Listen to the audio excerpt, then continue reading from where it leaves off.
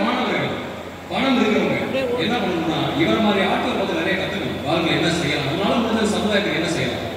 ஏன்னா சாகிறப்ப பார்த்தீங்கன்னா யாரடியும் எல்லாருமே அது கூட கிடையாது. இந்த சுடுகாட்டுலாம் போனோம்னா விஷயத்துல தரலாம் பாடிய டக்குனு சாம்பிள் சிம்பிள் கொடுத்துரும்.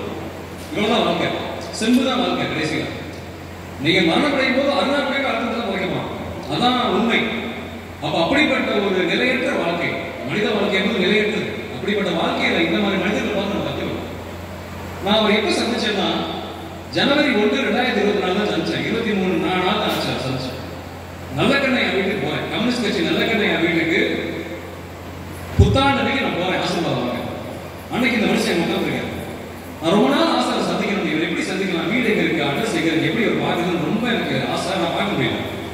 நல்லக்கண்ணையா வீட்டுக்கு போயிருக்க அவர் தான் அறிமுகப்படுத்தேன். இவர் தான் பாப்பா கல்யாணம் சொன்னாங்க. அப்பதான் நான் சொன்னேன், ஐயா ஒரு மாமனிதனை பார்க்கறதுக்கு வந்தேன், நீங்க 2 மாமனிதனை பார்த்தேன் புத்தாண்டு அன்னைக்கு.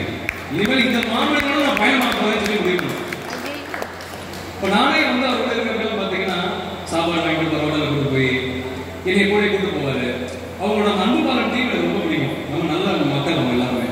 அப்ப எனக்கு ரொம்ப ஆச்சரியமா இருந்துச்சு, இப்படி ஒரு மனுஷனா 2 வேட்டி 2 சட்டை, போக கார் இல்ல, சொத்து இல்ல, வீடு இல்ல, வாசல் இல்ல, சுகம் இல்ல, மனைவி இல்ல, குழந்தை இல்ல, பிள்ளை இல்ல, கார் இல்ல, பங்களா இல்ல, அது இல்ல, இது இல்ல, பேங்க்ல பேலன்ஸ் இல்ல, பாத்தீங்கன்னா நகை இல்ல, பணம், ஒரு கையில ஒரு மோதிரம் இல்ல, செயின் இல்ல, ஒரு லெதர் செருப்பு இல்ல, 30 ரூபாய்க்கு செருப்பு பண்றாங்க, 200 ரூபாய்க்கு தான் வெட்டி சட்டைன்றாங்க. அதெல்லாம் பாக்குறப்ப நான் யோசிச்சேன், இது வந்து ஒரு அதிசய மனிதர் தான் அவரு அப்படின்னு நான் புரிஞ்சுக்கிட்டேன். இப்ப அம்பானி அதானி எல்லா பணம் படைத்தவரும் இருப்பாங்க. ஆனா எல்லாரும் போறப்ப ஒண்ணு கொண்டு போறது. அப்ப இவர் தான் வரலாற்றில் நிற்பார்.